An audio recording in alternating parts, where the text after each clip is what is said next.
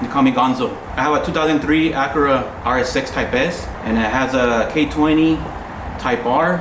The insides internals has forged pistons, 9-8-1. Has connecting rods, Manley connecting rods, H-beam. The head has a Ferrea valve train, valve springs, retainers. It has Ferrea valves, turbo, and it has a 4-piston 156 ported head. It has camshafts are 3.2 drag Cartel. The clutch is a Ironman. Transmission is a Type R transmission. I'm getting it ready to rebuild it. I'm probably gonna do a PPG 1 through 4. I like the stock look. The wheels is stock plus. The interior looks stock. I just like the stock look. The street racing scene in the 2000s. When I first started, fresh out of high school, 2002, I went to a place called Whitewaters, LA. It's in the Riverside County, but it was south of LA. A lot of people from LA used to go there. It was in the middle of nowhere, the desert. My cousin took me there, car and his buddies. What interests me the most on Hondas is because there was like 100 cars lined up, parked, people get off, and I saw people flagging cars. They used to be in a row, waiting to race. But you know what I like about Hondas is that I saw CRX. I saw CRXs and Acura Integras beating these 5.0 Mustangs and Trans Ams. So I was like, what the hell are these Hondas made of? You know, so you know, one of the Honda guys opened the hood. They saw a dual overhead cam, either a B16 or B18C. They were top of the food chain, and they were smoking. They were smoking all these V8s. So, you know, that's one of the things that first my introduction to Hondas, and that's why from there I just loved it. You know, it was an addiction for me. You know, I wanted to get a Honda. I wanted to get a hatchback, and I wanted to get either B16 or B18 engine in it. Yeah, my first Honda that I started racing was a 1990 Civic hatchback. As soon as I got it, I got the taxes. I think the taxes were like $4,000. I went straight to the shop. You know, I told the shop, hey, can you put a B16 on it, and how much is it? And they said about $3,500 with a JDM B16, and I would just do it. It took about a week to win that B16. It was a B16A from JDM with headers. It was DC headers. That thing was pretty fast for back in the days. So when I first started modifying the car, one of the first things that you start modifying like a B16 or a B18 was headers, intake, exhaust. So first thing you do, AEM or engine intake, and then one of the best ones was the DC headers. So DC headers, and then you get a 2.5 inch pipe with a apex exhaust, and that was the first thing you kind of did back in the days. Intake, headers, and exhaust was your first modification to that, and that was one of my first builds before I started going out there and racing it. I mean, eventually you had to do the ECU and tune it and get a little bit more power. That was my first modification to that V16. That's a good story. One of my buddies had a 1993 or 1992 Acura LS with headers, intake, and exhaust, and he used to think he was he was the top in our group, and he was beating a lot of people, and in our little group, and he had beat me. I had a Honda Accord, it was crappy, but he ended up beating me pretty bad, and I wanted revenge. So my first race, I called him out, and I said I hadn't told nobody about this B16. I called him out, and he's like, yeah, let's race it. We went to race. He had an LS Acura, and we got together. I told him I had a single cam VTEC. They didn't care. They didn't believe it, whatever, So we lined up, we raced. First year was kind of even, but as soon as the V16 VTEC hit, second year, I pulled in front of him, and then third year, I smoked him by 3 cars, and that was my first race with that car, and it was kind of like a little bit of revenge, and it felt so good, and competitive, like I'm competitive, so I don't like to lose, so that put me on top of that, so yeah, that was my first race. There was always rivalries. A group of friends, they had their cars back then, and there was certain cliques and certain groups, and each clique had fast cars.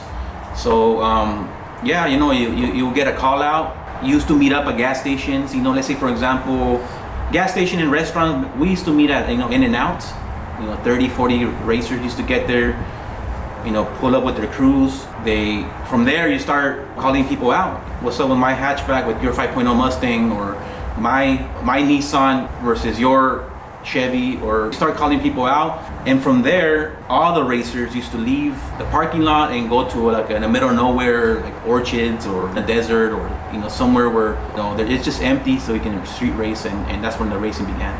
Back in the days, there was not, in the beginning was kind of like just for fun. People just lined up. It was kind of like adrenaline, but eventually start bets. It could have been $500, could have been $1,000. I didn't see like huge bets in the, you know, $10,000, $15,000. I'm pretty sure there were. In the street races, it was either, you know, $100, $200, you know, maybe $500, $50 here and there. That was kind of like the bets that I used to see. Not huge bets, but that's the best I used to see.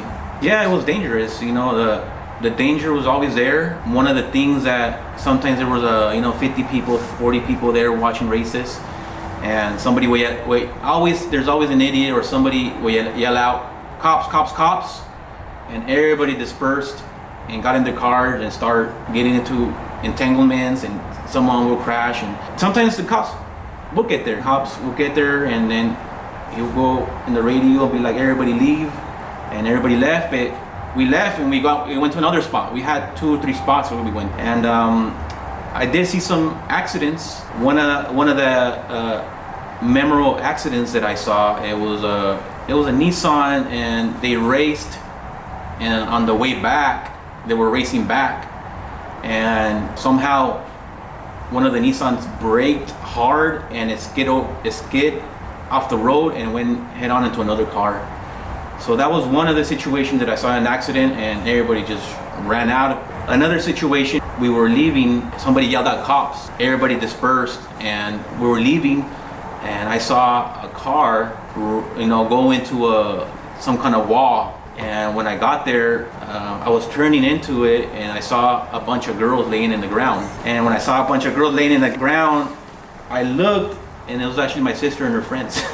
Stopped and, you know, got off and helped them out and called the ambulance, and it was pretty bad. So actually I have firsthand with my family crashing, and I saw other crashes too. So it was dangerous. You know, cops used to get there. I never got caught racing. I did get caught, you know, a lot of speeding tickets, front license plates, modified exhaust. So I did get caught, not in the races, but outside the races. Modified exhaust, if they had a modified exhaust and it was loud as a Honda, for sure you get stopped and you get a ticket, you know, $200-300, or fix a ticket. Anything modified, cops will get there, they'll open up the hood. You had headers, intake, and then exhaust. They give you a fix a ticket or they referee you, so you have to put everything back to stock, and it was kind of like a headache. So yeah, movies I think was big in the early 2000s. Of course, the biggest influence of all time is Fast and the Furious, Toretto and Brian. When that movie came out, that's where that movie blew up the racing scene. Everybody wanted to be a racer. You know, there was hundreds of people every weekend, either Friday, Saturday, Sunday, modifying cars. I mean, Fast and Furious was a big blow up in the racing community. That's the movie that back in the day, it went viral. It was kind of like, there was no YouTube or nothing, but that's what made racing viral back then, and everybody wanted to be a racer. Yeah, the big difference in Hollywood movies and street racing. In the movies, there's, you know, a bunch of girls, and, you know, they're sexy, and, you know, bikinis and big crews, and but in reality, 90% men and 10% girls, and most of the girls were with boyfriends. That's the difference between the movies and street racing, where it was, you know, the early technology, it was a lot harder to do, just because there was no YouTube to watch, or you really had to go to someone that knew about this. I mean, the intake, headers, and exhaust, you can do it at home. Anything to do with tuning, there's only certain shops in LA, maybe 3 or 4 shops in LA that, you know, kind of did it. You will have to go online and search a shop that's for dyno tuning, get your car in a trailer and drive it over there, and and anything to do with wiring and ECUs or maybe pistons, piston rings and heads, you really had to go to a mechanic, a local mechanic, but for anything ECU and testing out, and now you have to go to LA, somewhere in LA to do that. Changed dramatically. It's not the same no more. Just have fun in street race and not a lot of drama or nothing like that. What I see the big difference right now is the street takeovers when they right now they do donuts. To me, it doesn't make sense. I mean, maybe to them it doesn't make sense street racing back then, but gathering, burning out tires, I think that's probably the big difference in the street racing. I haven't really gone to I haven't street raced in the early 2000s. Back then, 500 horsepower was like 1,000 horsepower right now. So if you had 500 horsepower, it's like 1,000. If you had a all motor car doing 200, 230 horsepower, that was a beast. That's probably some of the big difference. I didn't have no accidents while street racing. One time when I was street racing, my muffler fell. The advice that I give to younger enthusiasts, maybe if you love it, yeah, do it, but it's expensive, very expensive to build or buy parts. So if you love it, yeah, go ahead and do it. But I mean, just know that your credit card bill is gonna be probably maxed out. You get a credit card and it's maxed out. It's a money pit. So, but if you do love it, the advice I would say is just go to the drag strip. Go to the drag strip, race the drag strip, get a helmet, get everything together, and that's probably my best advice. Go to the drag strip, don't go street racing. No regrets. I mean, I loved racing. I love the adrenaline. I love the competitiveness. I love winning. I hate losing, but at the same time I loved it too, because that motivated me to do more, to fix it up and come back. And it was just love winning, love losing, love the adrenaline. I mean, the only regret, maybe the money thing. Other than that, no regrets.